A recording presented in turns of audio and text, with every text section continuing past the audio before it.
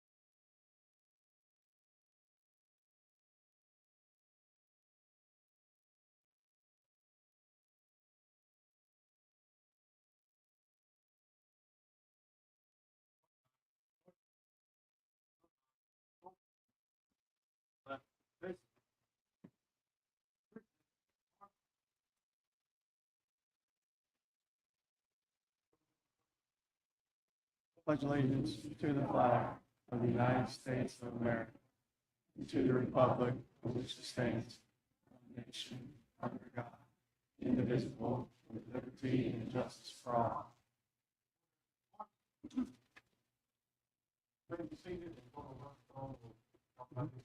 Go ahead, Will.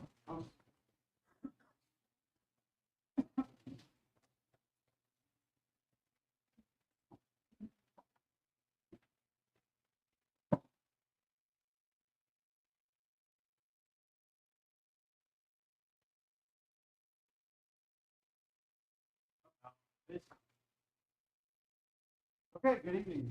Thanks for having us back again. Some of my projects today. We want to start on ends. Is there the animals? I'll finish this thing over to continue. So this is the last official act for me in the program tonight. First, I've got Cadet Sergeant First Class Tanner Queen, who's a sophomore. He's only been with me 3 semesters, so I'm still kind of working on him a little bit. He's not 24. So I'm going to take him to our state art cadet leadership camp in about 2 weeks. So he'll get to go down to Lovely Fort South Carolina with me. And about 1,000 of his best friends to go to regional leadership camp. On the other end is Cadet Captain Miller Woods. He's been here a couple times already. You may have recognized him. I think the last time we were here, we getting ready to go to the playoffs. So that whole class team, I think, was the first time in 17 years. We are very well in sports, and most of them probably know softball. Noah is junior in his leadership, and he'll be our battalion executive officer next year, so he'll be a second report.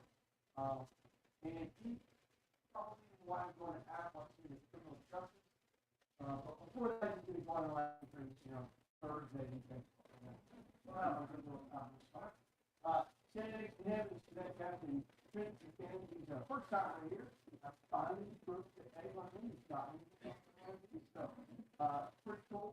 He's going to go to Lenore Rice University after graduation. He wants to spend 10 years back to the science and do something chemical pharmaceutical. My daughter did that, and so we got all that. Everything he did for me about that, and I think he sees it very well. Math is like, if he does math and speak at night, I don't know how, but he's super smart, no doing. And last but not least, I think four-timer first, William Harvey. He's our cadet command sergeant, maybe he's our highest ranking enlisted. And he's the one who's run all of our promotions, make sure that we're promoting the right kids. He does a lot for me. He did a lot for me this year. I'm going to really consider her missing Will, and her losing Will. I'm going to miss him. But the Army's going to take care of him. Because in August, he's going to go back to the Army. should be about Fort Leonard Wood, Missouri. So not only is it hot there, it's also very humid. So I'm sure we'll have to take on walks. He's going to go on top of that bank, and his first big stick wood inside on St. George. So from Boston, he's probably getting airport up there. So that's my person tonight. Thanks again for the opportunity to add all.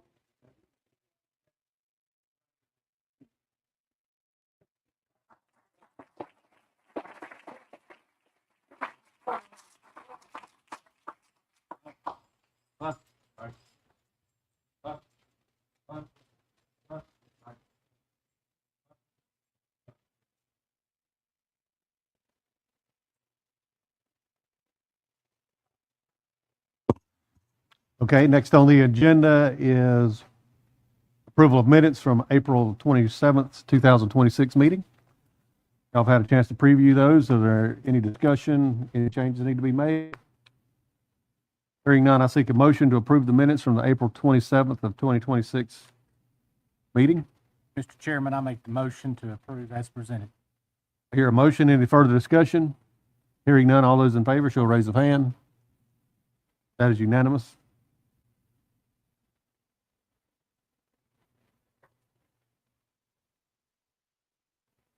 Next up is adjustment approval of the agenda. Chairman, several members of the board, we are asking to add an agenda item, new business number 17, approval of the vendor recommendation and quote for the intercom replacement system and installation at Blackburn Elementary School. We were able to get 3 quotes, and we need to start working on this so we can hopefully get it done before school starts. So that's why we put it on here late. We would appreciate you all listening to that tonight if you would. All right, if there's no further changes or anything need to be added or removed, I seek a motion to approve the agenda with the added new business number 17, approval of vendor recommendation and quote for intercom replacement system and installation at Blackburn Elementary School. Mr. Chairman, I make that motion. Hearing a motion, is there further discussion? Hearing none, all those in favor, shall raise of hand. That is unanimous. Thank you. Next up, Chairman report. Myself, so our graduation started Friday night at Challenger. They will continue throughout this week. Congratulations to all of our graduates. And at the end of the week is Memorial Day, so please remember our brothers who have lost their lives in defense of our country. That's all I have. And next up is the superintendent's report by Dr. Stover. Thank you, Chairman. Yeah, thank you. Challenger graduation was fantastic. We look forward to our other high school graduations this week. And y'all just pray for no rain just for 1 hour. That's all we need. No rain, 1 hour.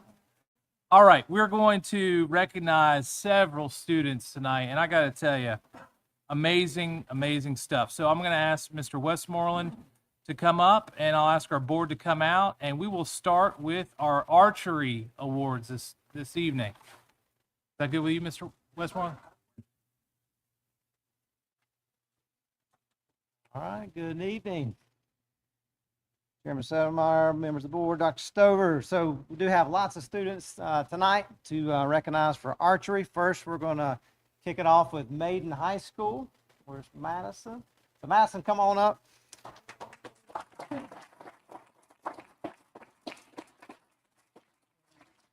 Stand right here, Madison. So Madison Bolick. So this is big time. She's a big deal here in Catawba County. So we've got for the high school female division, she was the Bullseye State Champion and also the National Bullseye Champion. So how many roughly were in the national competition? 15,000 archers. So first place in that. So yeah. So, and also, Madison, you're going to compete in the World Tournament in Florida this June. So good luck and congratulations on everything. Let you go see the leader.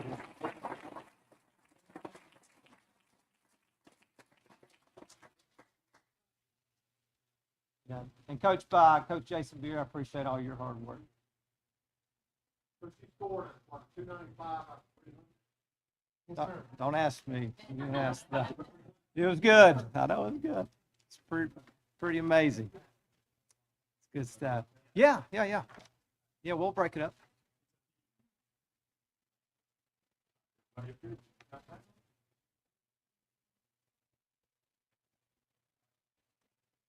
All right. Principal Brian Everett, thank you for being here as well. Good job, Madison. All right, down to the middle school level here, we got Mill Creek. We got a couple of students. So Maddie, Cole, you come on up. So Maddie, well, I'll wait till you get up here before I talk about you. So Maddie was first place in the state in bullseye in the middle school girls division. Congratulations, Maddie.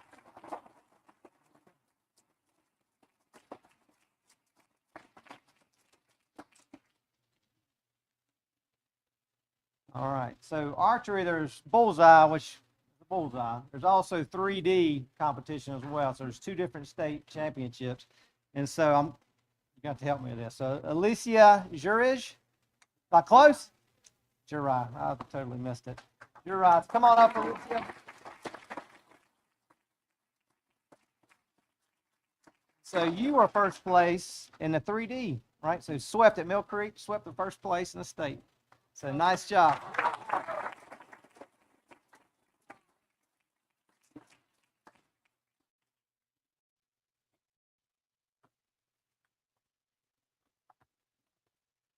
All right. Yeah, go ahead and get a picture, Marty. Yep.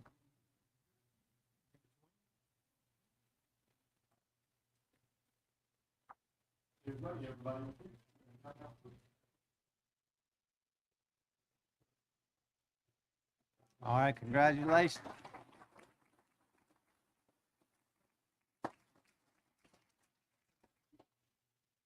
All right, and elementary. This is Startown Elementary.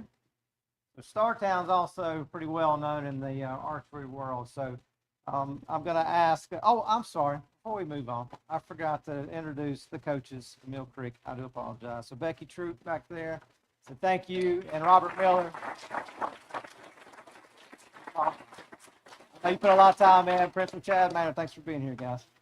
So Startown Elementary, so this is the 7th year in a row they've won the bullseye in the state, and then the 5th year in a row for 3D. Is that correct? So pretty much just cleaning house every year.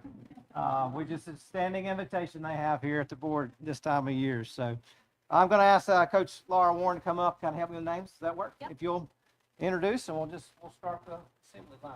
All righty. All right, we're going to start with Jace Beaverson. Jace also got 3rd place in our state 3D tournament.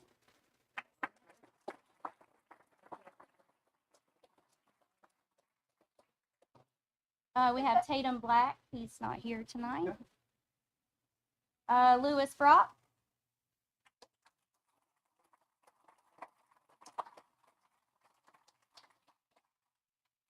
Samuel Burcham. He's not here.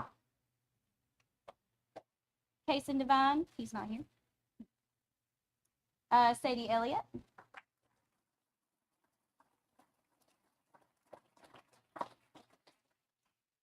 Parker Evans, she's not here, but Parker placed 2nd in bullseye at state and 3rd in 3D at state.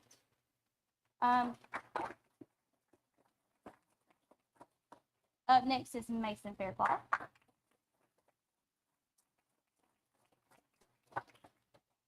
And we have McCoy Fry.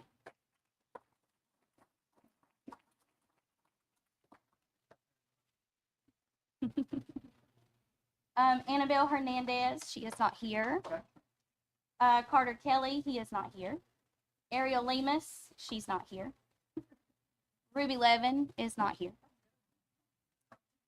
Grayson LaFawn Lingerfeld, he is not here. Elizabeth Perez Huerta, she is not here.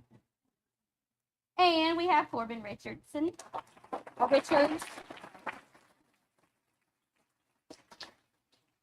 Richards. All right, JJ Rippey.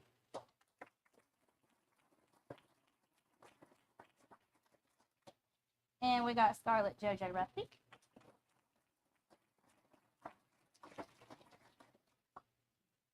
And we have Victoria Ruffy. Victoria placed 3rd in state at bullseye and 2nd in 3D.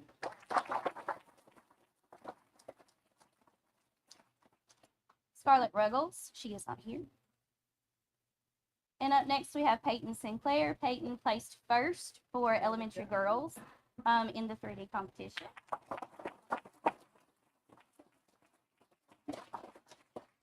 And we have Lorenzo Soto Kruger.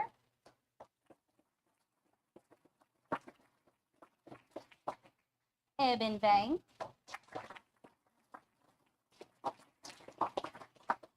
Bergen Williams.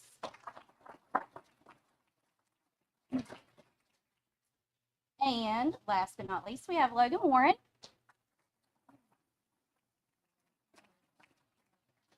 Logan placed first at state in bullseye for elementary boys. Logan also placed first at state in 3D for elementary boys. And Logan placed first at nationals for elementary.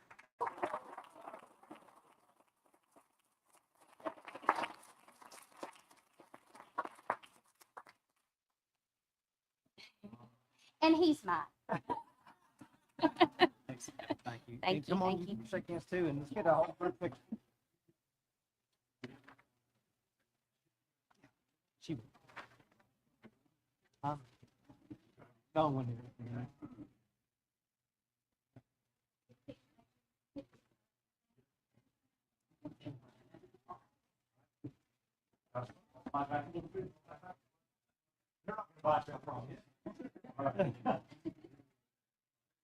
You're good, you're good. That's it. What's it?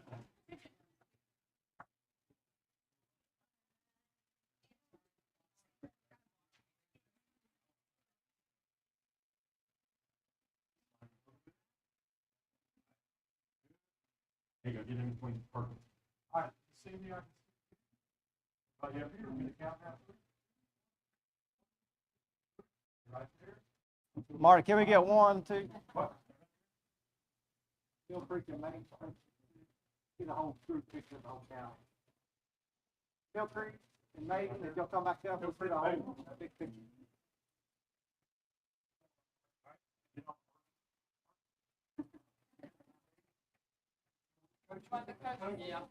Yes, coaches too, please. You can weigh in if you can.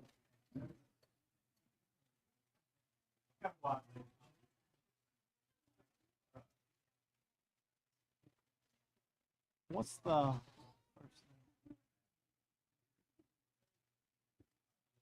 See everyone?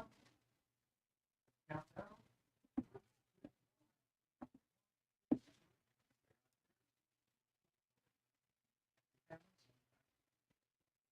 I think we've got. Right.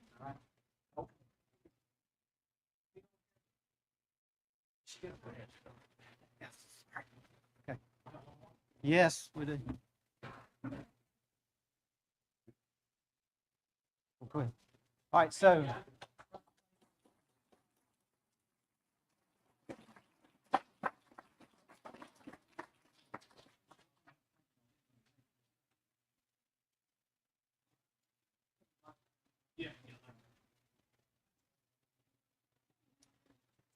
All right.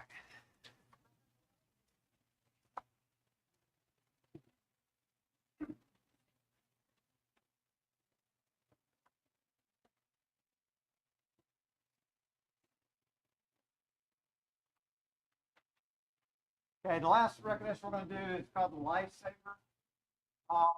So sometimes we have to have, in this case, it's going to be students as well we're recognizing. But the first one, I want to recognize Shannon Surratt. Is it Surate or Surratt? Surratt. Oh, I did it the third time the charm there. Surratt. So I messed that up. So teach pre-K, right, at Startown. So had a student that during lunch started choking, and so kind of jumped right in, performed the Heimlich maneuver, and saved the child's life. So awesome.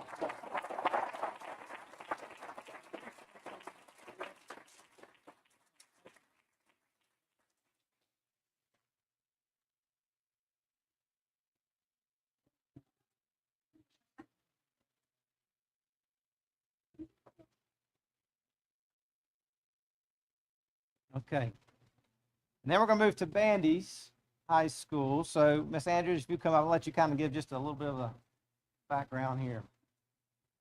Thank you guys so much. I just want to say I've been to every school board meeting this semester, and it means a lot to see all these recognitions for athletics and academics and the arts. So I just want to personally say thank you. So this event occurred on Tuesday, April 21st. We were in our one of our last rehearsals getting ready for the SpongeBob musical, and it was about 9:30 at night, and we were in our last scene. So it's a 2.5-hour show. Kids are tired, we're exhausted. You know, things might not have gone right in the rehearsal, but we were just trying to get through. And we're in our last scene, and we start hearing these awful sounds. I'm going to try and be short because I get emotional when I talk about it. These awful sounds on the microphones. And we were in the booth trying to figure out who it was so we can mute it and go and figure it out until I heard, "Help, help, he's choking, he's choking." And if you're at Maiden High School, the booth is so far away from backstage, and it was the longest distance I could possibly ever have to run. And I'm just so proud of all the students that were involved. We're going to recognize the two main ones tonight, but in that moment, I think every student did exactly what they needed to do. I heard one kid say, "Go in, sit in the seat so we can figure out what's going on." I heard another kid say, "Don't everyone rush back there, let Miss Andrews get through." So truly was a team effort. We've got a bunch of cast members, crew members, families here. So if you'll just give a wave if you were there that night. It was pretty scary, and I'm so proud of these students. So it ended up to a student named Rylan Turnmeyer. He said he couldn't be here tonight because he had to work, but he extends his thank you to you guys for recognizing these students. But Amelia Drum is one of our technicians backstage, and she was there to help. Yeah, come, you can stand. There to help Ryland during this moment. She was, doing all the things, hitting him on the back, but couldn't quite get it. And then by the time I got back there, Rylan was okay and breathing. I got him back to where he needed to be, and I heard more of the story. That's where we find out Gabe Moore had performed the Heimlich on him. And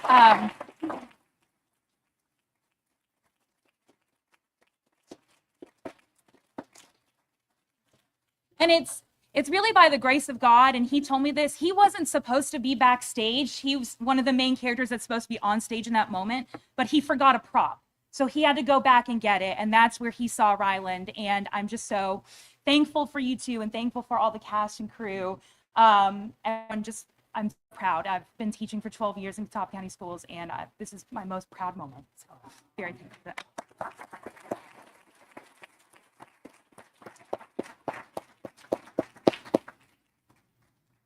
You're good.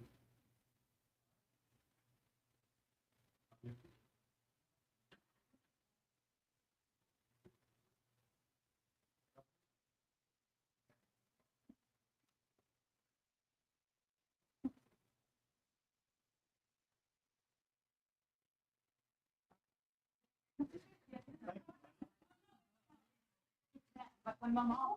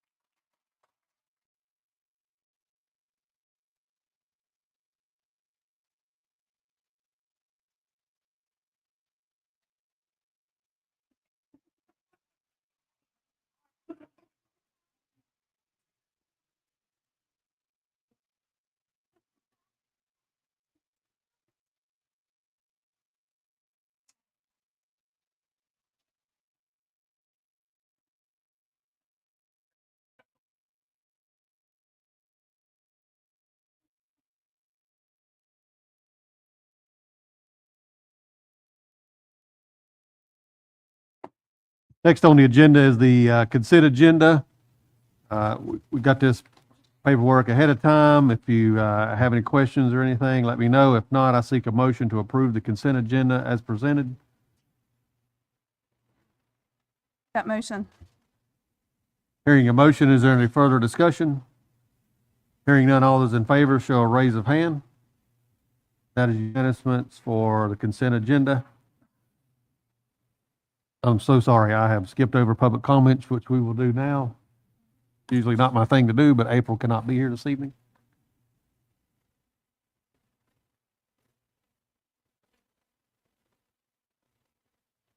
The Catawba County Board of Education appreciates and welcomes all public comments. Members of the public who have signed up to speak may address the board members on any topic of concern during the public comment section of a regular meeting. Each speaker will be allowed a maximum of 3 minutes to address the board members. A time clock will be displayed to assist each speaker with their 3-minute time limit. Speakers should direct their comments to board members rather than to the audience. Comments by members of the public should be respectful without slander toward any member of the public, community members, or any member of the Catawba County Board of Education. Any displays of approval or disapproval are out of order unless otherwise directed by the board chair. We have 2 people to speak tonight, and first up will be Mr. Lawrence Wiederman.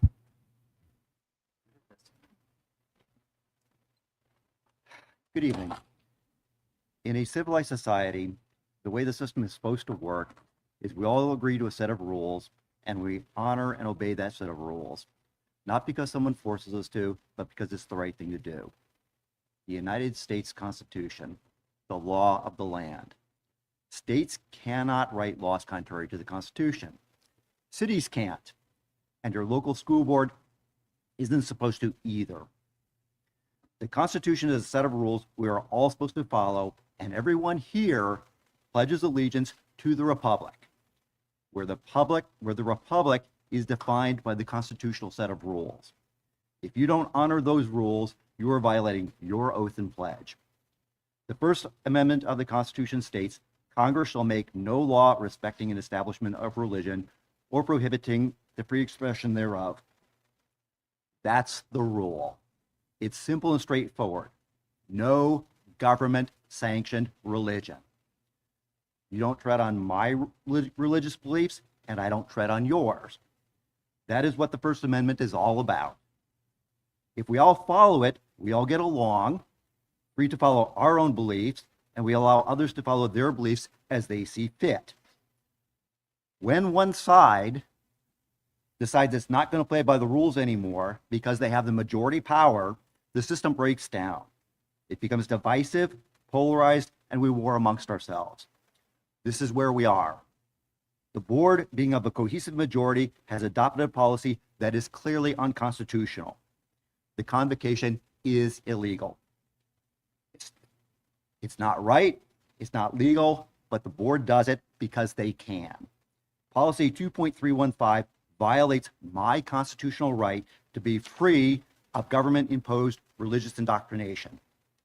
Now, we all know, I know, I don't have the throw weight to force the board to rescind policy 2.315. I get it. But that doesn't mean I have to roll over and accept it either. If the board persists in violating my civil rights, I will continue to petition my government for redress of grievances.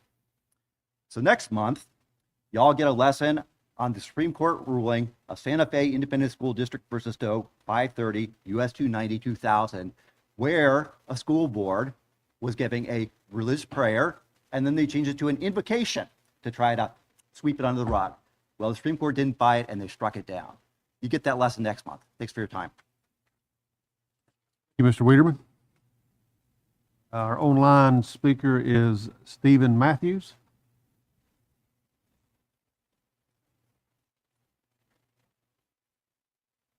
Hello. It's my first time being here, and I appreciate everything y'all do for the school system. And I just wanted to bring something to your attention here. So my name is Stephen Matthews. My wife is Melissa Matthews. I'm grew up in the Vale community and Fred 4 graduate.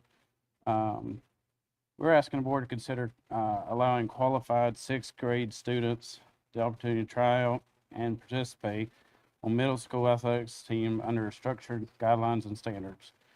This proposal is not guaranteeing a roster spots or lowering expectation. Every student would still have to earn their spot on the team through tryouts and through coach evaluations, just like every other athlete. The goal is simply to provide an opportunity for students who are academically, physically, and emotionally prepared for the next level. We believe this can be done reasonably with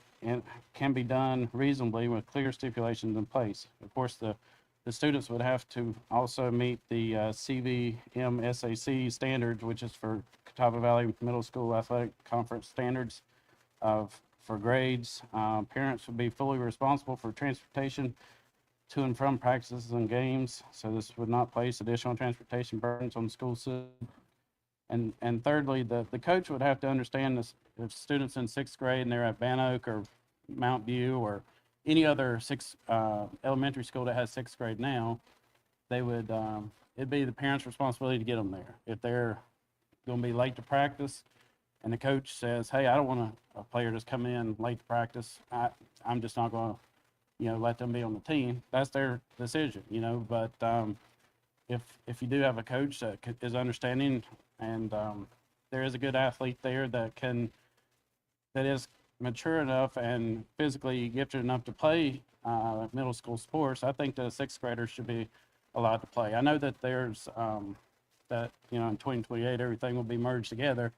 And right now, Newton, Conover, Northview, and Grandview allow sixth graders to play every sport except for football, and which I agree with. But the Jacobs Fork, which is where my kids will be going eventually, does not allow sixth graders to play. Just as well as Maiden, Arndt, Mill Creek, and Riverbend also. So I just ask that the sixth graders be given a chance to play. It'd be up to the coach to decide whether they want to deal with the players, being in sixth grade, being transferred to and from the middle school. But I think that extra year of playing sports in sixth grade would actually help them as student athletes in seventh and eighth grade also. I mean, I think that they would stand a lot better chance of, and I know my time's up. So thank you very much. Thank you, Mr. Matthews.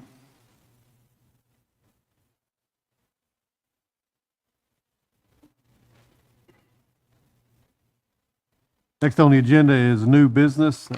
First is approval of 2026, 2027 school nutrition request for Catawba County Schools, presented by Ms. Karen Barrier. Hi, good evening. So I have a few things. I'm seeking approval tonight. I have the 6 food and supply rollover bids from 24-25 school year. We're planning on rolling those over once again to the 26-27 school year. I have them all listed here. Any questions regarding the bids? The same thing, just another year. The second thing is, I'm seeking approval for our sole source procurement for Link School Nutrition.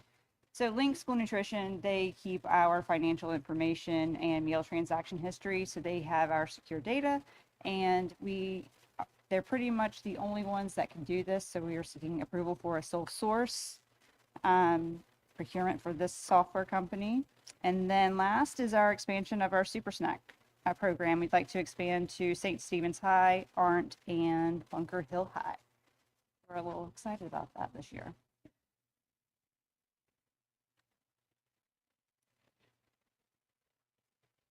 Okay, you've heard Ms. Barrier present. Does anyone have any questions for Ms. Barrier? If not, I seek a motion for approval of the 2026, 2027 school nutrition request for Catawba County Schools, which includes 6 rollover food bids, sole source procurement for Link School Nutrition software operations and maintenance fee, and expansions of Super Snack program to St. Stephen's, Arndt, and Bunker Hill High School. Mr. Chairman, I'll make that motion. Hearing a motion, is there further discussion? Hearing none, all those in favor shall raise of hand. Unanimous, thank you. Thank you. Next up is approval of the 2026, 2027 beginning teacher support plan for Catawba County Schools, presented by Mr. Fred Whalen. Good evening, Board Chair and Dr. Stover and the rest of the board. Before I get started, I just want to invite you guys formally to the end of year celebration next Thursday at 9 o'clock in the morning. And it's 80s themed, so get your big hair and your fluorescent clothing and whatever else cheesy stuff you want to wear. So look forward to seeing you guys at that celebration. So the beginning teacher support program, this plan gets approved whenever we need to make adjustments to it. We also have to be audited every 5 years.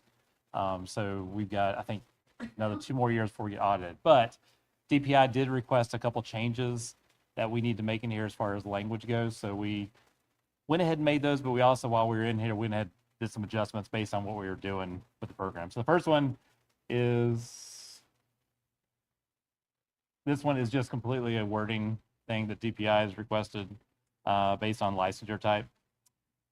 Down here, this reporting to the local board, this testing and licensure coursework, we actually don't do this for you guys. We actually just bring the contract renewals to you guys.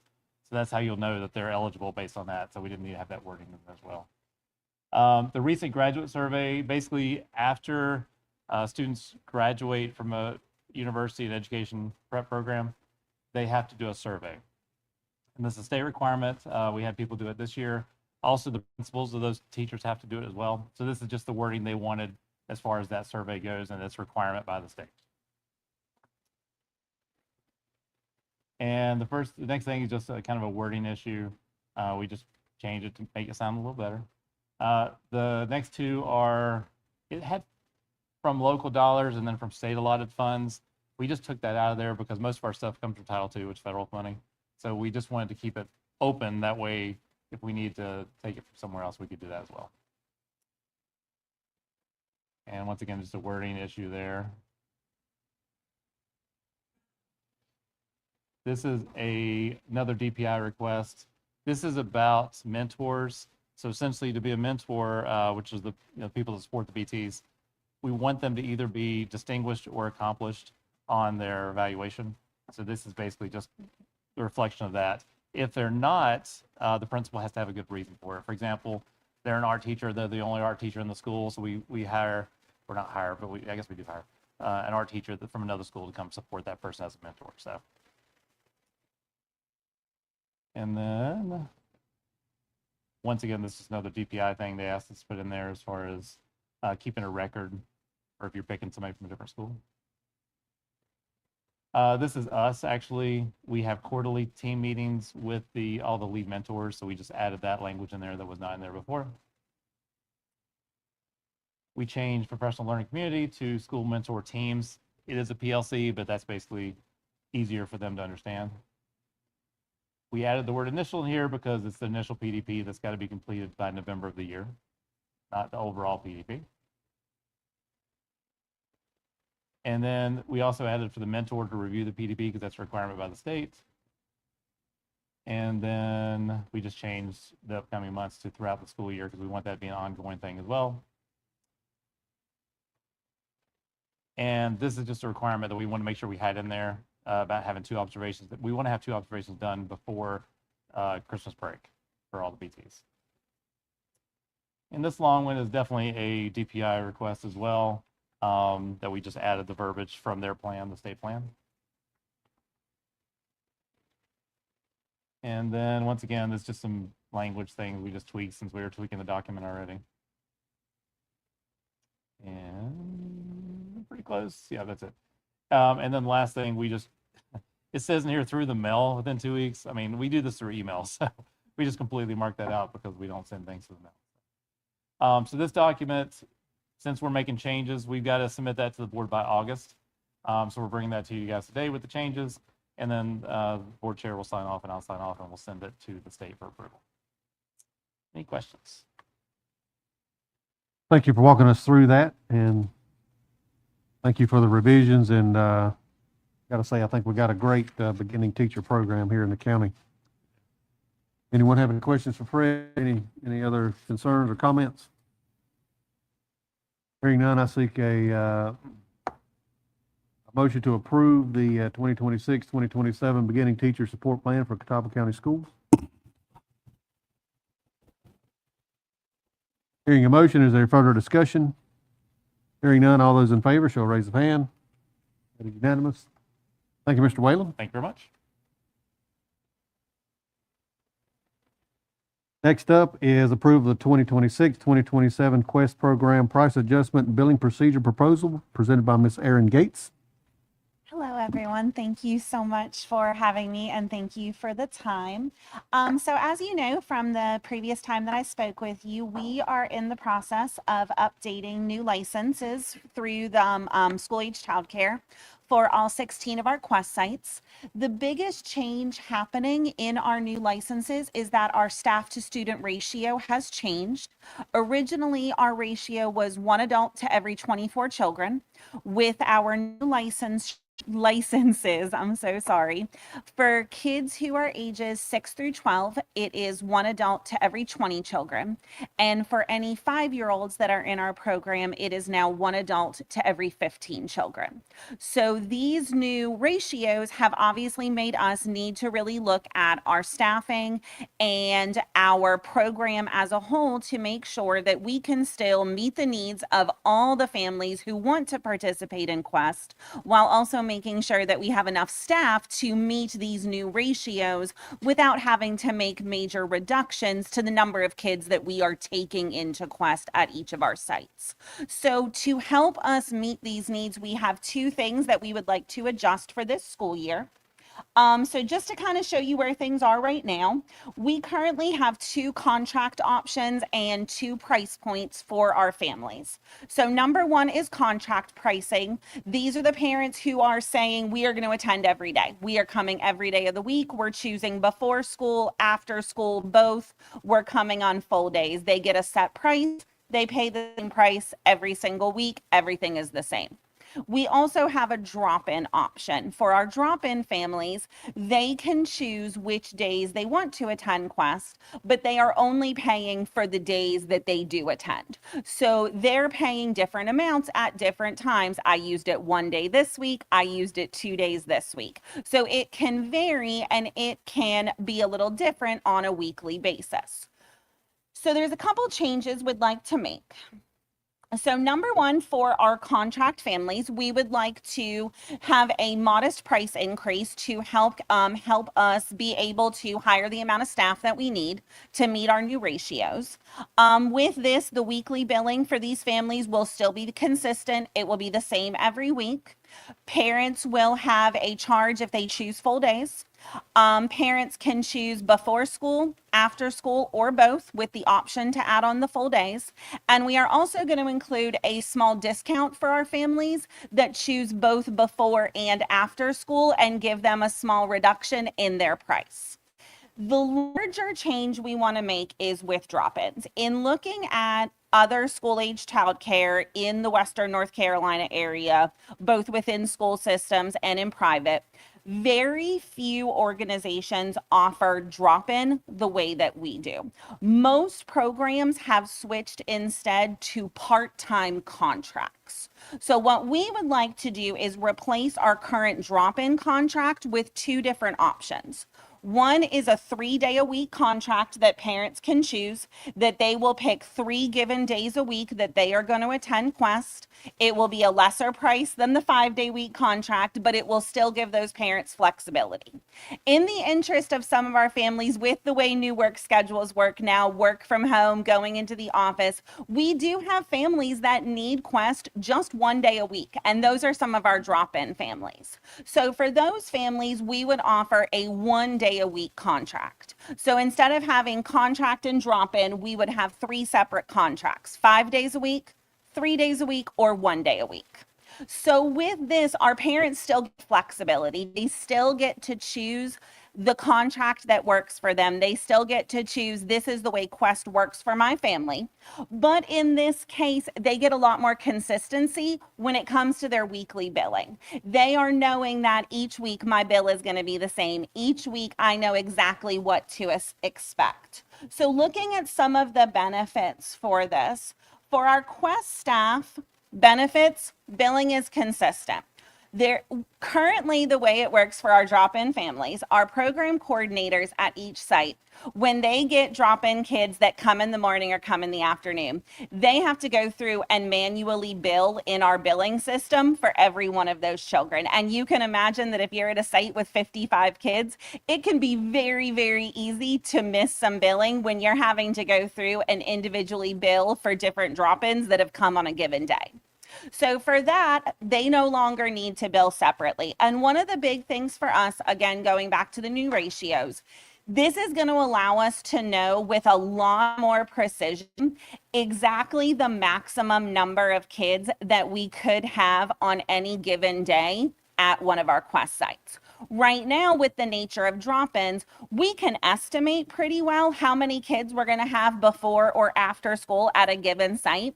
But because of the fluctuating drop-ins, we do risk going out of our ratio. We risk having a couple surprise drop-ins arrive and suddenly we are out of the ratio that the state has mandated for us. So by going to a part-time contract instead, we will be able to know with precision, as I said, here is the maximum number of kids we could have today.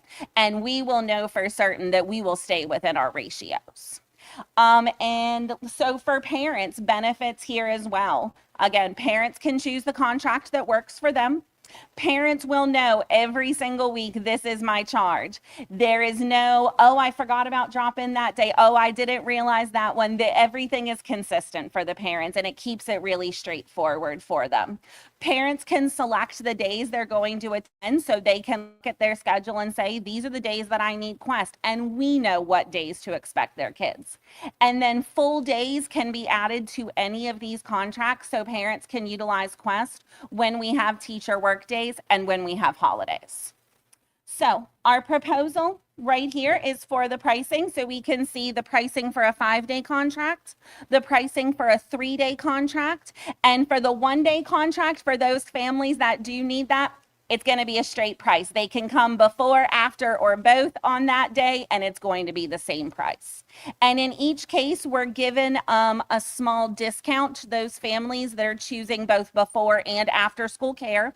So the price increase is small, but it will make a difference for us in being able to make sure that we are able to staff our sites and we don't have to drastically reduce the number of kids that we can take in Quest at any of our 16 sites.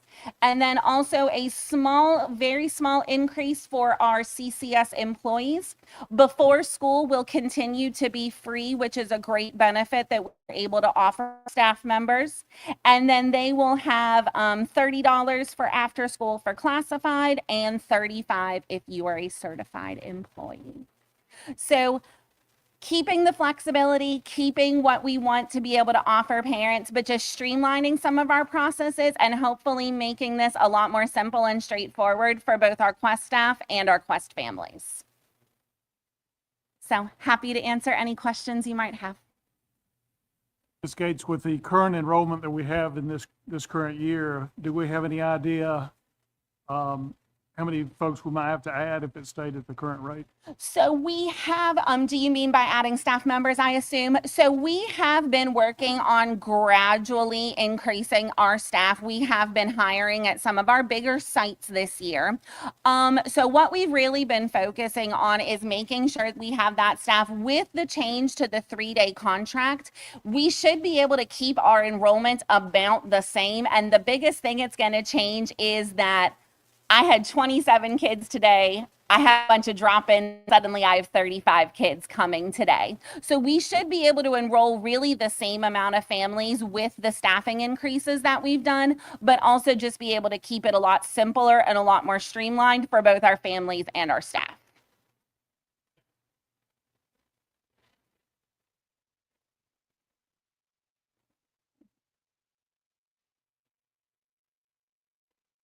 So I guess my question is the 1-day contract is the same price whether they do it before and after school or before or after school? Yeah, so with that one, I really didn't want to make it too complicated in all honesty, since these are our families and we do have some that really can say, I need to come every Monday and that is it. I just need Monday.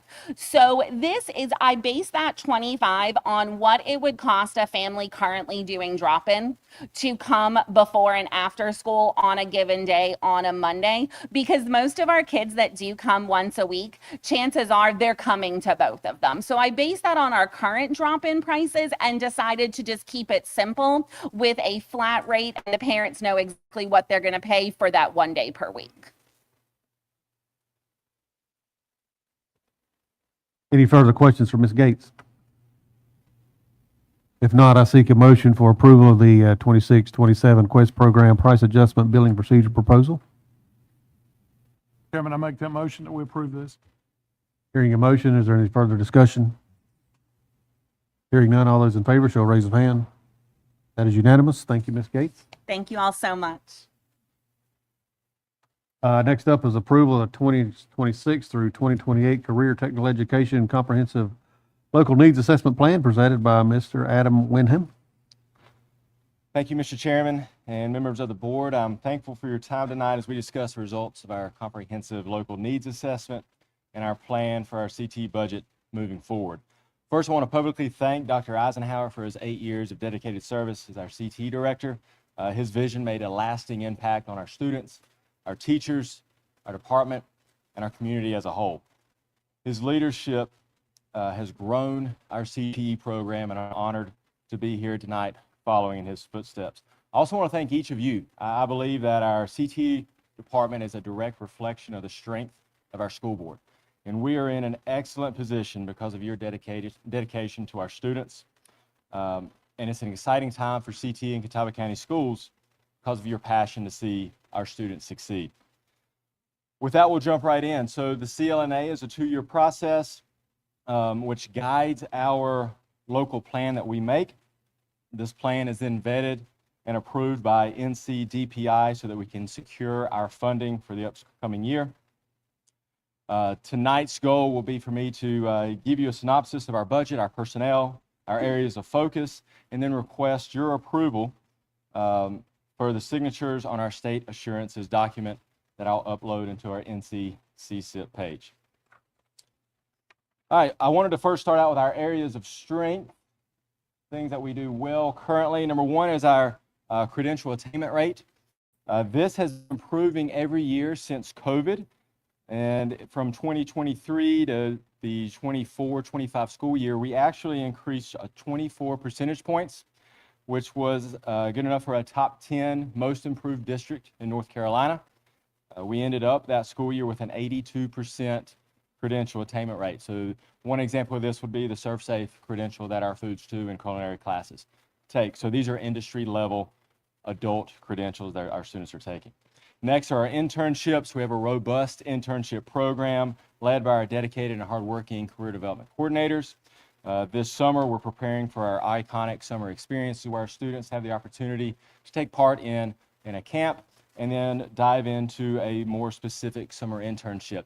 We're excited to offer Corning as one of our partners this year. So this has been a year-long process to get Corning on board. They've partnered with Duke Energy, and so our students who are interested in engineering have a great head start into that program. Our partnership with CVCC continues to grow. This upcoming school year, we're going to offer additional CVCC, CCP, CTE offerings. Our nursing fundamentals courses are transferring to Nurse Aid 1. That will be through CVCC, but still taught on our high school campuses. We have industry level equipment in all our classrooms. This has been a major focus point of the last few years. And so the equipment that our students are learning on are the exact same pieces of equipment that we have in our jobs that they're seeking. Our labor market alignment aligns closely with the courses and pathways that we offer. So in a few days when our students walk across the stage, they're trained and ready to be employed here in our community. Our course catalog continues to be a great source of information and the first go-to for our students, our parents, our teachers, our guidance counselors, and our school administrators. That's a year-long process it takes to update that information. Jennifer McCrary and Shelley Eisenhower, Esri did a fantastic job in creating that for this school year. And then lastly, what I'm most proud of is we're a district that has a desire to be innovative. We're not scared from big ideas. We're always looking to do what's best for our students. And we see that with some new pathways that we'll be offering next year in robotics as well as aviation. As any CT program, I think we're the gold standard, but there's still areas that we can improve on. And what we found in our CLNA is that we're going to first implement robotics at St. Stephen's High School, as well as a district-wide aviation program. We're in the process of identifying an instructor for aviation. I have a follow-up meeting with a candidate next week that I'm looking forward to, that I think is the perfect person that can help grow this program and start the program. We'll be starting this as a curriculum only in the spring of 2027. And so we're still looking for a classroom space for that as well. Next, We want to ensure that all students have a career development plan beginning in grade 7 per legislative requirements of the General Assembly. It's a multi-year plan, and our goal is for our students to use this as they register for classes and as they're thinking of what career they want to pursue. When COVID happened, our CTSOs, our career and technical student organizations, all took a hit, and we saw that across the board, across the state. This is one area that we have struggled with along with all districts, and so we are going to look to expand these offerings. These are FFA, which is probably our strongest program right now across the district, HOSA, which is health science, DECA for marketing, FBLA business, and FCCLA for our family consumer sciences.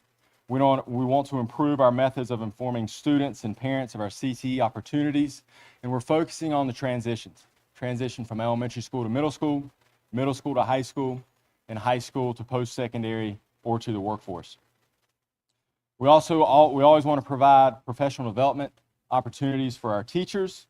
We're looking to partner with our industry partners to provide externships for our teachers to go in and especially look at new technology, specifically how artificial intelligence has made a difference in our local workforce. And then lastly, we want to increase our non-traditional student participation in our CTE pathways. So these will be male students in our health science classrooms, female students in our carpentry labs. Moving on to our PRC 13 funds, these are our months of employment. So for the 26-27 school year, we've been allotted 735 months of employment. To put that in perspective, 2 years ago, our allotment was 761. So we've basically declined by 2.5 positions. And so we've needed to get a little bit creative in this. Here are the changes that we're going to see. Aviation is listed on here as 5 months of employment since it'll be starting January 2027. At Bandy's High School, we're going to be hiring a new health science teacher. This will ensure that all of our high schools are equitable, having 2 health science teachers at each high school. And at Maiden High School, we had a natural attrition there, and so we lost our drone instructor. But in making these changes, our schools are very equitable in their months of employment. Bandy's, Bunker, Forward, and Maiden all have similar enrollments, and they all have a very similar months of employment, 104 or 102. And then obviously with St. Stephen's being our largest school, and they have a few more months of employment there. We still have months of employment for our STEAM program at CREC, and then our middle school programs also. We'll also be hiring a new CDC for Maiden High School to fill a vacancy there. Our PRC 14 funds are our state allotted funds. For the upcoming school year will be $249,464. This is where we pay our office support staff salaries and benefits out of as well. On line item, the object code 311 for contracted services. So last year we budgeted to pay adjuncts at a few of our high schools, St. Stephen's and Bandy's. I'm gonna take this line item out. It will be added into line item 411, materials and supplies. We don't have to pay for that anymore. CVCC will be paying that bill for any of the adjuncts that we need. So that was one way we're able to save a little bit of money there. Our workshops, so we'll pay the fees for our teachers to receive their professional development. 319 is another contracted services. Most of this comes from TB tests for our students that go on clinicals, our nursing fundamentals, our early childhood education. Those students need TB tests, so that's paid. We pay for that as well. 379 other insurance judgments. That's our internship insurance. Materials and supplies are our instructional supplies that our teachers need. 422 repairs and parts and labor. That's for any of our machines that are broken that we pay to fix. And then 461 furniture and equipment are our non-computers. And so that amount comes up to $249,464. Next is our federal funding. We received this allotment on May 7th, $258,991. And you can see a major part of this budget is going to go to our aviation program. And so our 17 funds, our federal monies, you want to use this money to address the needs of your CLNA. So that's what we're trying to do here. We have the aviation costs. We have clear touch paneling the Clear Touch panels for our automotive program and our aviation program. And then I've added a few more line items on here since I've sent this in. We're also going to upgrade each of our greenhouses by adding a backup generator to each of those. Those cost anywhere from $9,600 to a little bit over $18,000. But the reason we want to invest in those programs is because that comes with a production work. And so our students have an enterprise out of those greenhouses. And so when a power goes out or there's a power flash, we can lose a whole season worth of our plants in there. And that semester's worth of work that students are planning to sell and make money to pump back the program are gone as well. So we want to make sure that we protect those and are always investing, especially in our ag programs here in Catawba County. And so with that, I'm requesting your approval of our assurances document only at this time.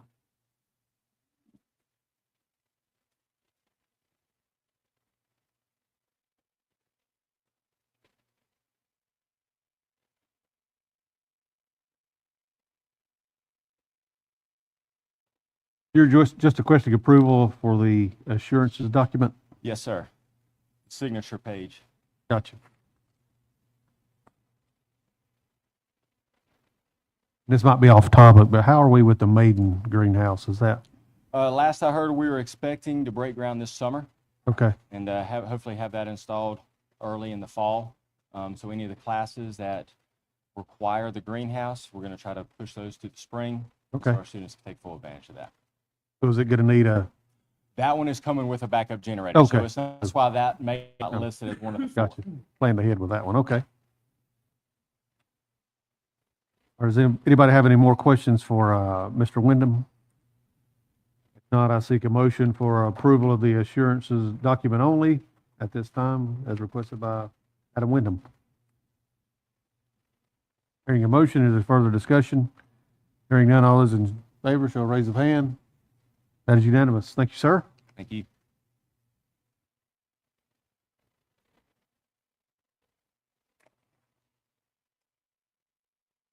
Next up is adoption of Catawba County Board of Education financial resolution to close fiscal year 2025-2026, presented by Mr. Previtt. Thank you, Chairman Settlemeyer, members of the board, Attorney Sink, Dr. Stover. This resolution is really, in a perfect world, something I hope I would not utilize, but I want to ask your permission should the need come through. I'll give you a quick example. Right now, fuel prices are high. It may very well become the case where the state will allocate some additional funds for us for diesel fuel, for example.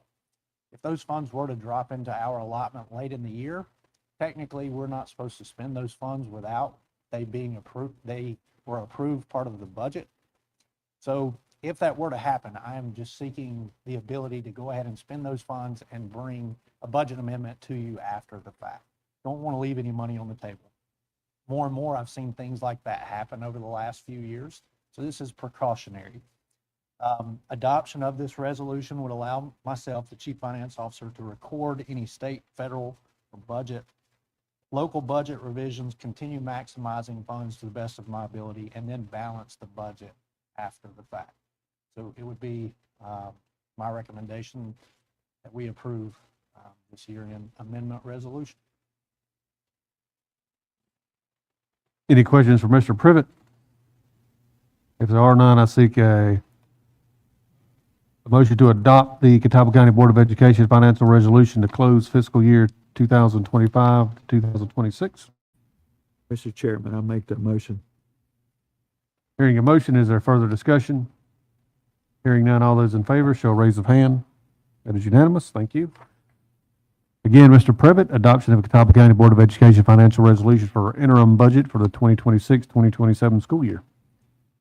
Yes, sir. So going from one budget year to the next, this item is about next year's budget.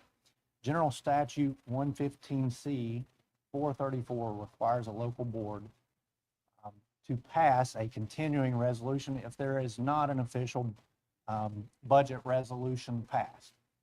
I know there was a lot of talk in the news last week about a state budget, but the reality is it's probably going to be some time before one is officially adopted.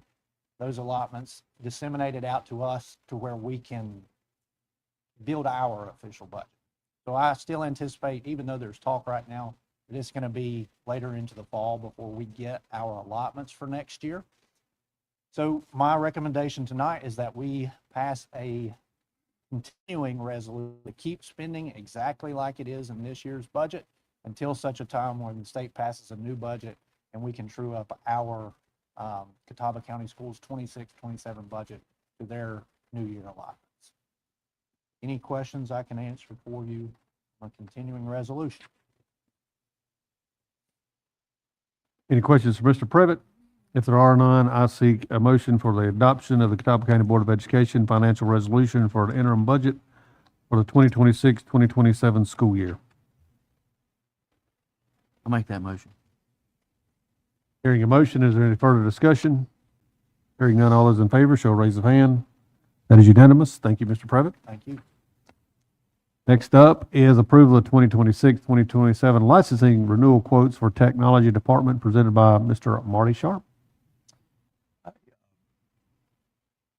Chairman, members of the board, I stand in front of you today with 3 different quotes, 3 different services. And if it pleases the board, would you be okay if I go through all 3 of them and then an approval? Yes. Okay. All right, so we'll start with the soft choice quote to begin with. This is a Microsoft agreement. This is on the state contract, and it's a total of $117,502. This includes licensing for every Microsoft product that we use, all servers, remote sessions, and so on. All of our financial processes and businesses run on a SQL server, which requires licensing as well. And just like any other product requires anyone who touches it or anybody who logs into it to be licensed as well. This is pretty well identical to what we've paid in previous years. And I'll leave it at that. Any questions about Microsoft with the soft choice quote? Okay. And let me see. And the second one is actually for another year for our Google licensing. As you know, we've put probably around 18,000 Chromebooks in the hands of all students and teachers as well. And with that, with this license, this actually provides us huge security advantages as opposed to using a free version of Google. It also provides us with a larger amount of storage as well, which is pretty well required. We are currently at about 300 terabytes of storage, and we would, with the free version, there's no way. We would have to basically delete pretty much about everything. We did request to go down a license level. We were paying for Google Plus, which provided a few additional things in the past, including Google Meet, recording, some additional things within Google Classroom, but those were not really as needed. And unfortunately, Google did change their licensing to add another $1 to each license. And this year is requiring us to pay staff as well. In previous years, we would only pay for students, and then we would get staff licensing for free. So if we stayed with our Plus, instead of moving to the standard, we would be at about $92,000. And so there was no way within our projected budget that we could afford that. So we worked with CDW and Google and determined that we could really deal with the standard version of the licensing. Any questions in regards to that and that change? This will save us this is a $52,206 request. Last year we were at $62,000, so it's actually going to be $10,000 cheaper this year, which does help with our budget. Any questions with Google licensing?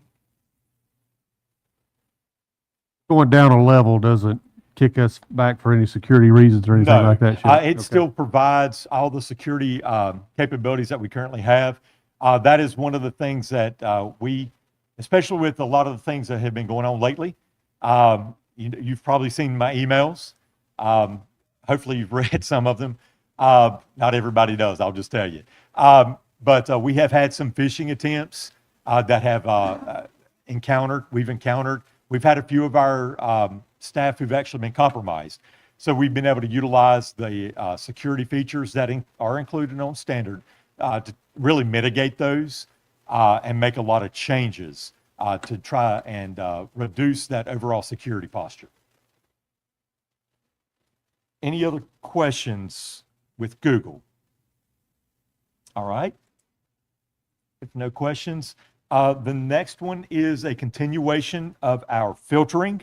As you probably know, we are required by federal law to provide a SIPA required filter for all students. We also provide it on staff devices as well. With staff, we really use that as another security level. And so Lightspeed is the filter we've been using for many years, but they've also included Lightspeed Alert, which alerts all of our admins with any kind of concerning messages or concerning patterns with students, if they look up certain things or if they use certain terms. It also has human review behind it. This also provides a classroom management tool, which we've been using for at least 4 or 5 years. That provides staff and teachers the capability of viewing screens within their classroom of what students are on. They're also able to send out links to their classroom for everyone to be on the same page. They can also lock screens on any of the student devices that are in their classroom as well. This provider is really the only sole provider that we could use that provides all of these, and a product called Digital Insight, which is what we use for all of our analytics of what programs, services that we use, gives us a return on investment as well. And it all kind of works together to provide that process. I feel like I've said a whole lot of words. I want to give the board a chance to ask any questions on the Lightspeed filter or any of the other two as well. And I will say, let me just add, the price on this, we were able to negotiate, and we knocked off $11,000 off of our price from last year by going directly with Lightspeed as opposed to a CDW or a third party. So that does help our budget as well. Thank you for that. And Yeah, I don't have any questions, Mr. Sharp, but I do, as Mr.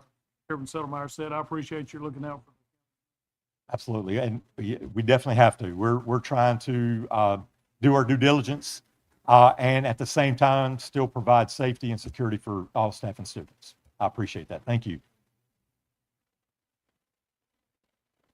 And with all the awards you've won this year, this is something that you suggest we do. I'm going to buy into that. I wouldn't. That probably doesn't hold water to my team, but my team is really the only reason I'm up here right now, to be honest.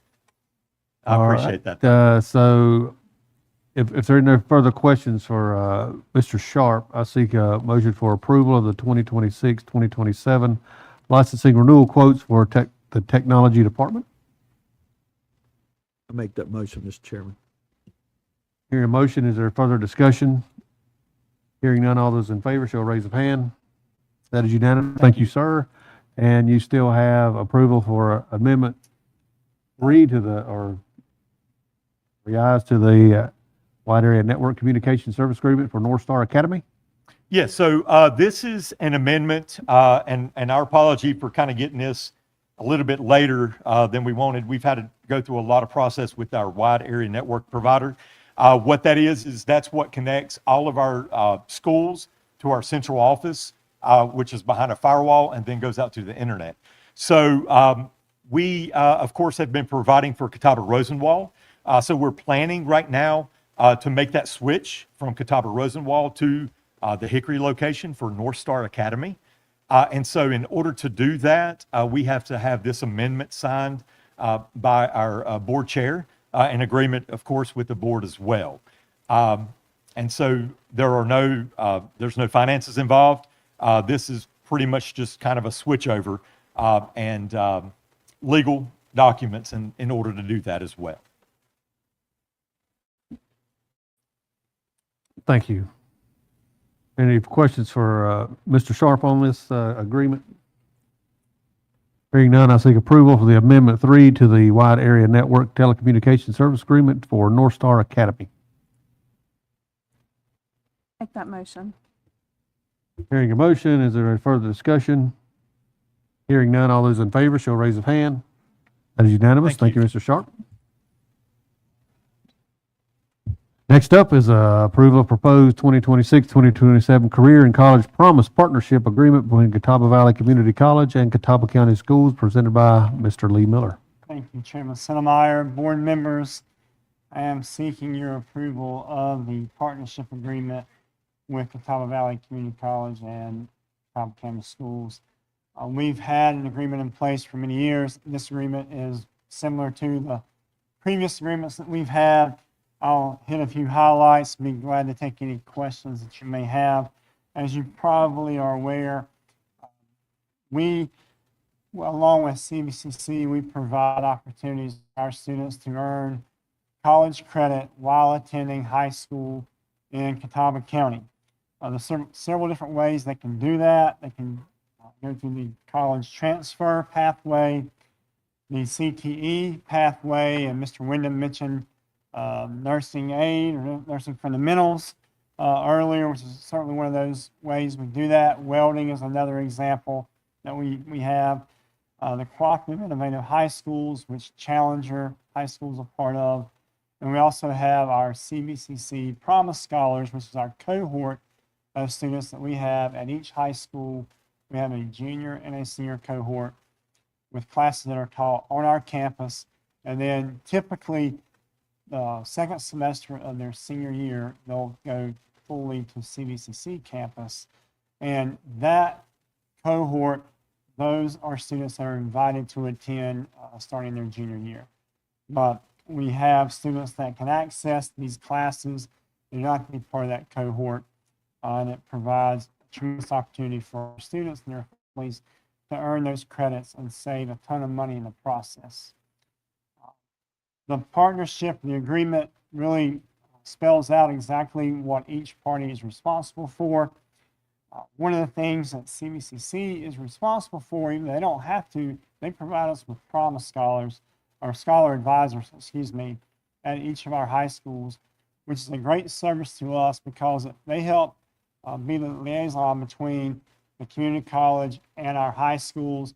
They help a ton with registration each year and help promote the different programs that are at CVCC, and also help advise our students about registration timelines. If they're struggling, they also help provide assistance with those students as well.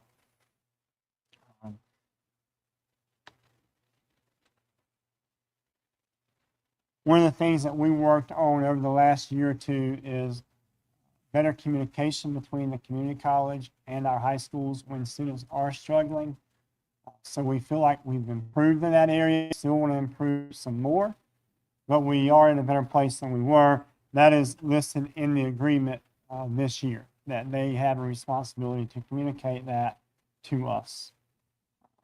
There's also agreements about providing transcripts both ways, from us to them and them to us for our students. And our responsibilities are providing adequate classroom facilities for those classes that are taught on our campuses, and to meet with CVCC to determine the budgetary allowance for consumable supplies. We also meet with them regularly to plan on the courses that we will offer for the upcoming school year. I think Dr. McCray and myself probably have met with them 6 or 7 times this school year. So that's pretty constant with them. And they're typically always willing to try new courses that we may want to implement in our district. The agreement also outlines the students' responsibilities and the communication plan for broader access to the program.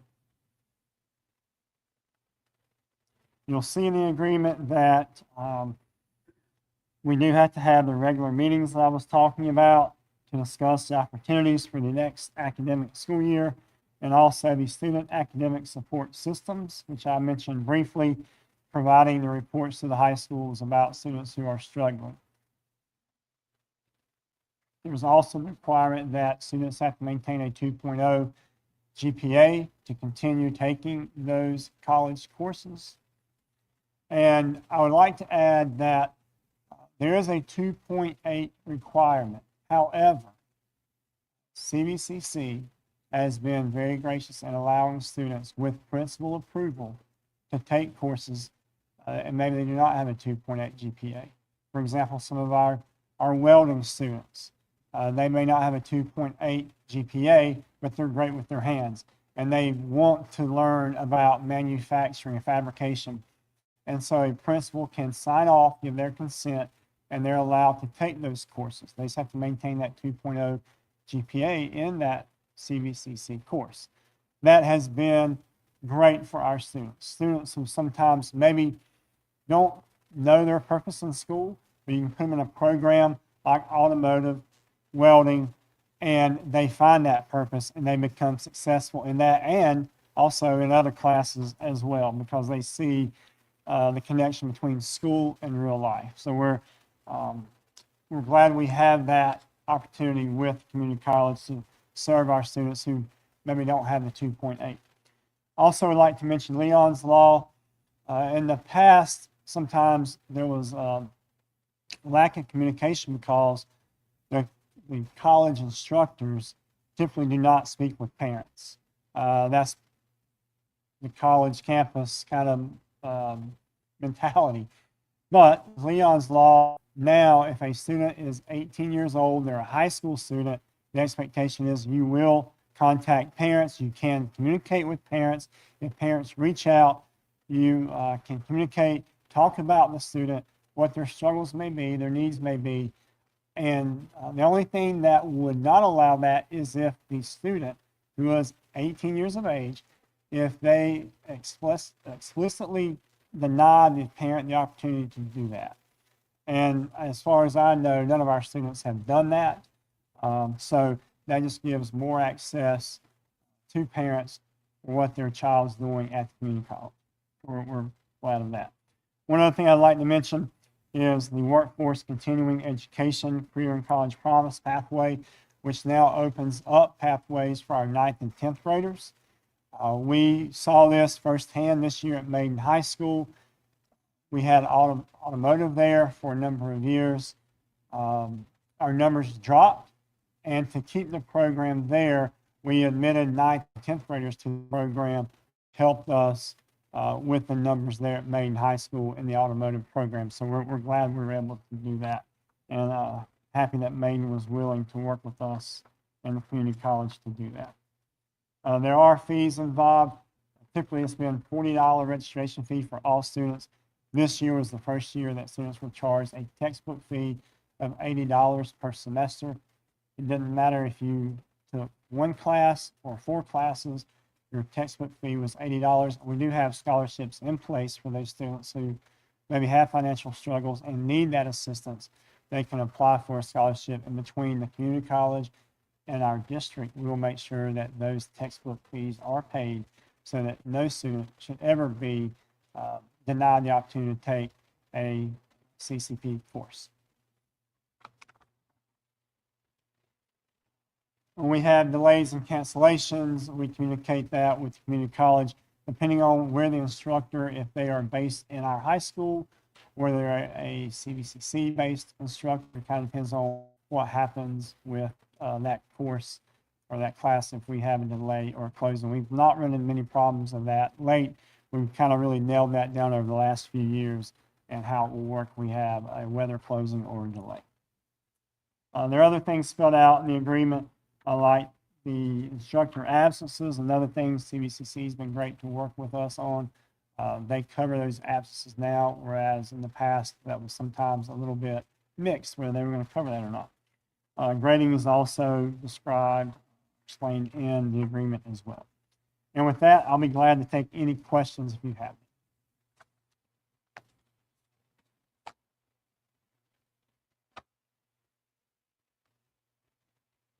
Are there any questions for Mr. Miller? And it sounds like this has been something that we've worked on over the years and changed to make it better for both parties, and appreciate your work on that for sure. I have a question. I was wondering, do you know how many students approximately are taking advantage of this? Good question. I can give you an estimate. So we have, we were looking at those numbers just recently because of high school registration on Catawba. We have, and I'm looking at Dr. McCready to correct me if I am wrong, I would say somewhere in the neighborhood of about 600. And that's all things included with our promised scholars, which again, those are served in our, or on our campus, and the cohort students that I was referring to earlier, and those, as I call them, a la carte, who are taking 1 to 2, maybe 3 classes through the community college that they've done on their own. It could be welding, it could be automotive, it could be something like art appreciation.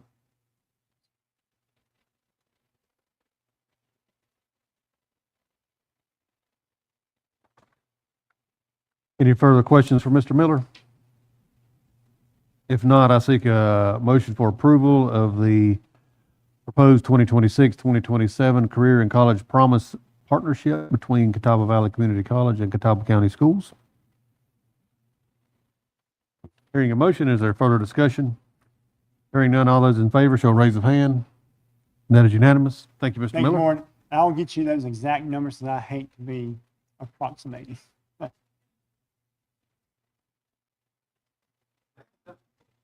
Next up, Mr. Dan Moore. If you want to go ahead and to the end, just go straight to number 17 when you get to 15, and then we'll, unless you need a break, no, you'll be good. Power on through. We can do it. All right, let's power on through then. Let's do it. Next up is approval of the 2026-2027 student transfer availability for Catawba County Schools. Thank you, Chairman Settlemeyer, members of the board. In front of you, you have a graph that denotes the number of transfer slots available for each grade level at all 16 elementary schools. You'll note that in kindergarten, we have TBD due to the fact that we really don't know how many kinders will actually show up at our doors. We wait until late July to make the determination for the number of slots available in that class level. You'll also note that there aren't a lot of slots available across our school district at the elementary level. Based on board policy, you are required as a board to approve the number of slots available before the transfer window opens. It will open on Monday, June the 1st, and run until the end of July. So I would seek your approval of these transfer slots, or I would be happy to answer any questions that you may have. Anybody have any questions for Mr. Moore on this subject? If not, I seek an approval of the 2026-2027 student transfer availability for Catawba County Schools as presented by Mr. Dan Moore. Chairman, I approve that. Hearing a motion, is there further discussion? Hearing none, all those in favor shall raise a hand. That is unanimous. Thank you. Next is approval of change order number 001 for Maiden Elementary School. Thank you, Chairman Settlemeyer, members of the board. In front of you, you have the final change order for the new construction at Maiden Elementary School. You'll note that the original contract amount was $29,200,000. $77,000. The final contract amount is $28,577,587 for a contract sum being decreased by the amount of $699,413. So we were able to bring that project in under budget, and I would be happy to answer any questions you may have and seek your approval of same.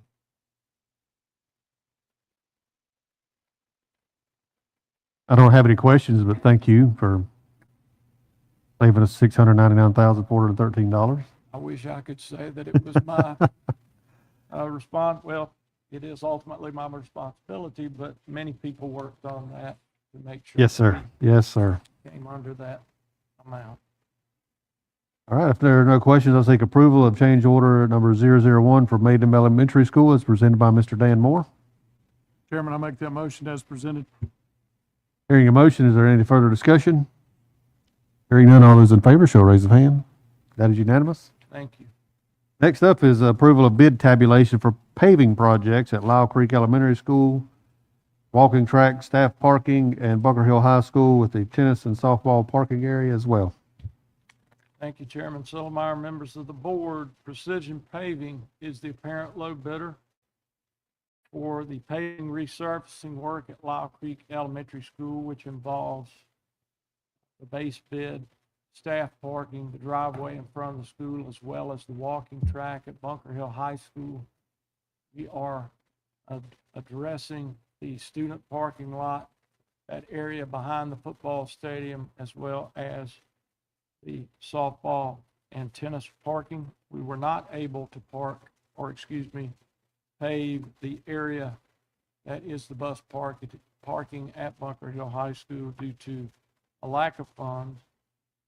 But I am seeking approval for precision paving in the amount of $656,779 for this project. Thank you and your team for putting this together again. Are there any questions for Mr. Moore about the paving projects at Lyle Creek and Bunker Hill? Have we used precision paving before? Yes, sir. Been well pleased. Yes, sir. All of those vendors used in the pack.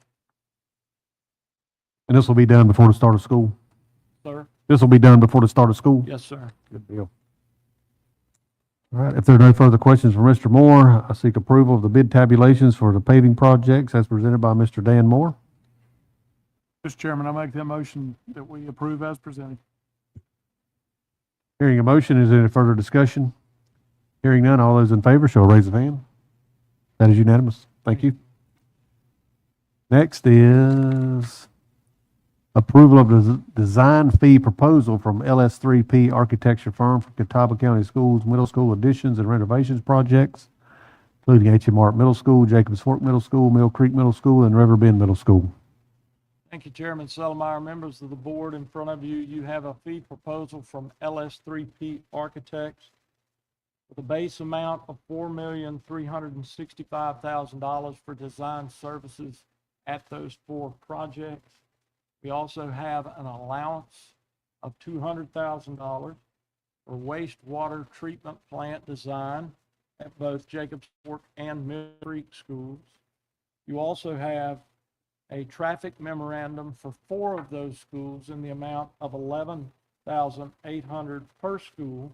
If all of these facets of this fee proposal are utilized, the total amount is $4,624,000, which equates to 6.44% of what is projected to be the entirety of the scope of the project, $71,800,000. So I would seek your approval of this fee proposal of LS3P and be happy to answer any questions that you may have.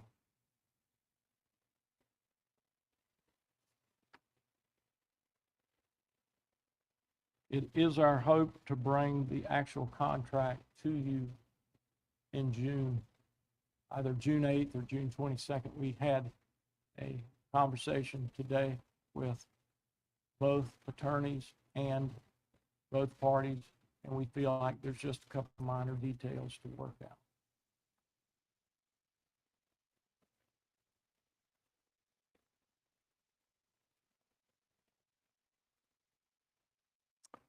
Are there any further questions for Mr. Moore on this?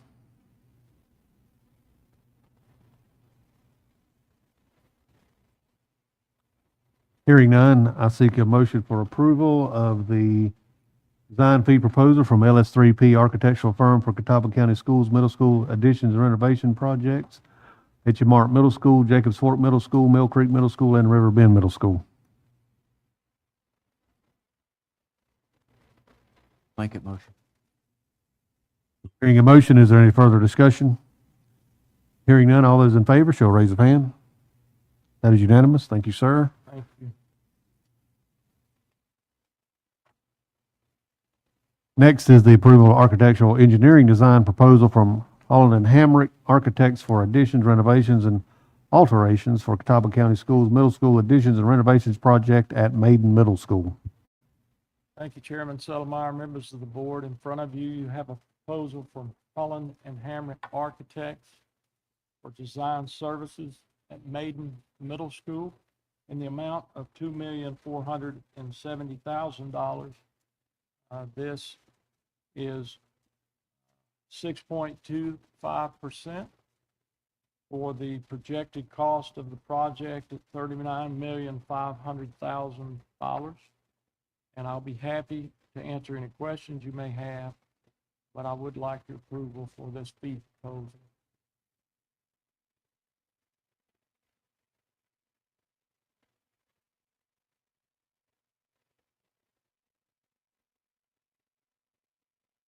So after this, I expect Maiden Middle School to look pretty good. We're gonna do the very best we can to modernize that building, to add the additional classroom space, to make it safe, to get a new cafeteria. We're gonna make it look what our other middle schools look like. Right. We're gonna bring it up to a Catawba County school standard. When was it originally built? 53, something like that? 53 or 51, I can't remember. Long time ago. 51. 51. So we've gotten 75 years of life out of that primary part of the building, and we're hoping to extend the life Gotcha. of the entire campus. All right. If there are no further questions for Mr. Moore, I seek approval of architectural engineering design proposal from Holland and Hamrick Associates for additions, renovations, alterations for Catawba County Middle School's additions and renovations project at Maiden Middle School as presented by Mr. Dan Moore. Hearing a motion, is there further discussion? Hearing none, all those in favor shall raise a hand. That is unanimous. Thank you, sir. Thank you. Man, next up, approval of pre-construction fee proposal from Hickory Construction Company for middle school additions and renovation projects at H.M. Martin Middle School, Jacobs Fork Middle School, Maiden Middle School, Mill Creek Middle School, and River Bend Middle School, presented again by Mr. Dan Moore. Thank you, Chairman Settlemeyer, members of the board.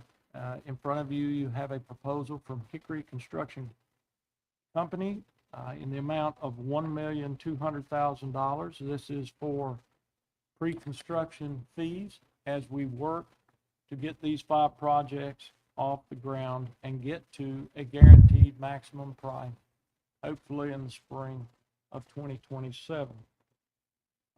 I'll be happy to answer any questions you may have, but I seek your approval of this proposal as well. Are there any questions for Mr. Moore? Hearing none, all those, I needed a motion for approval of pre-construction fee proposal from Hickory Construction Company for middle school additions and renovations project at H.M. Martin Middle School, Jacobs Fork Middle School, Maiden Middle School, Mill Creek Middle School, and River Bend Middle School. Mr. Chairman, I make that motion. Hearing a motion, is there any further discussion? Hearing all those in favor shall raise a hand. That's unanimous. Thank you, sir. Thank you.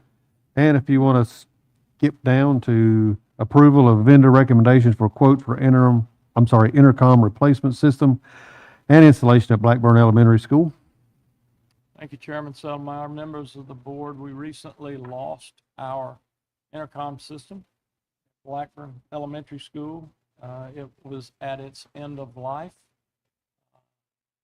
Our team was able, under the leadership of Lynn Hedspeth, to be able to take a system that we have in reserve off the shelf in an emergency, be able to provide intercom for the remainder of the year. But based on the lead time of ordering, receiving, and installing an intercom, which is roughly 8 weeks, I would ask your approval, and thank you for allowing us to bring this to your attention tonight, for B&L telephone in the amount of $48,108.56 for the intercom at Blackburn Elementary School. I know we've worked with B&L pretty good, and they've done us a great job over the years, so. Any further questions for Mr. Moore?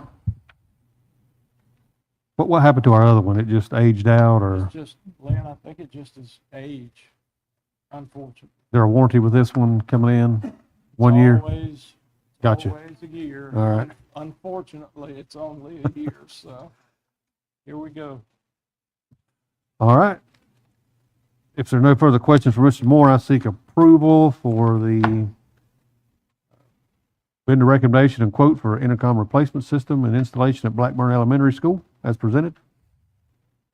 Make a motion. Hearing a motion, any further discussion? Hearing none, all those in favor shall raise their hand. Unanimous.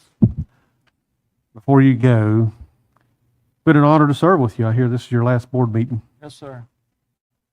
And I would like to publicly thank the board for their trust in me, my colleagues. It's been an honor working in this school district for the past 12 years. And honestly, it is the best place I've been in my 40-year career. So thank you very much for the opportunity. You're going to be missed by many. Well, thank you. Especially the,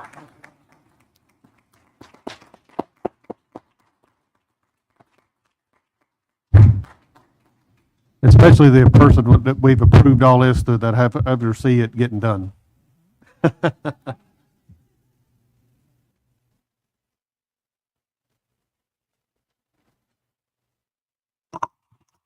Next up is approval of second reading on Catawba County Board of Education proposed policy revisions. 3.6320 school field trips, 8.2220 crowdfunding, and 8.3250 daily deposits presented by Mr. Jonathan Sink.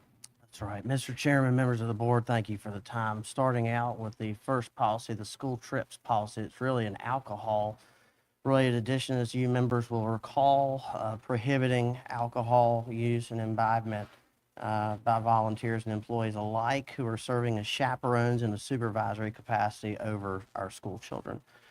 So no drinking on school trips is the gist of that. And even the night before, you can't wow out and go crazy if it's going to affect the health and safety of our school kids. So that's the first one. There's consequences, as you'll see.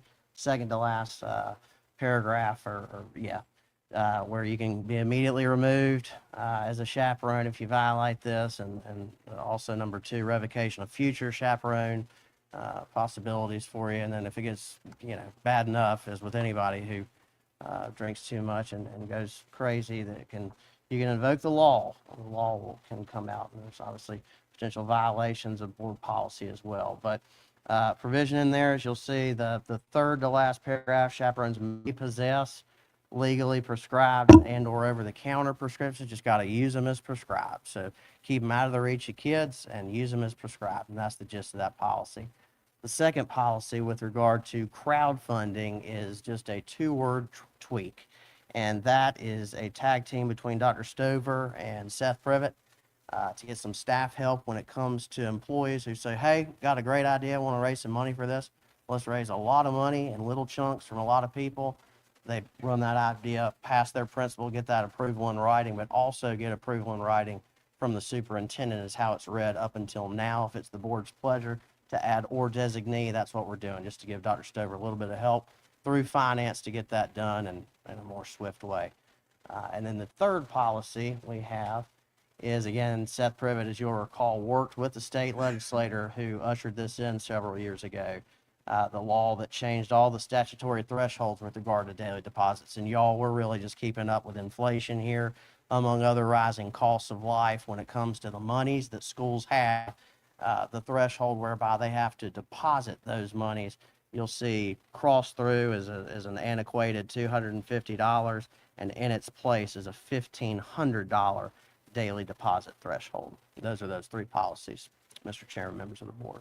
Thank you. Okay, thank you for putting these together and changing them for us for things that we asked, and getting it back to us in such a timely manner. Thank you. Are there any questions for Mr. Sink? Hearing none, I seek a motion for approval of the second reading of Catawba County Board of Education's proposed policy revisions to 3.6320 school trips, 8.2220 crowdfunding, and 8.3250 daily deposits. Chairman, I make that motion. Hearing a motion, is there any further discussion? Hearing none, all those in favor shall raise a hand. That is unanimous. Thank you, sir.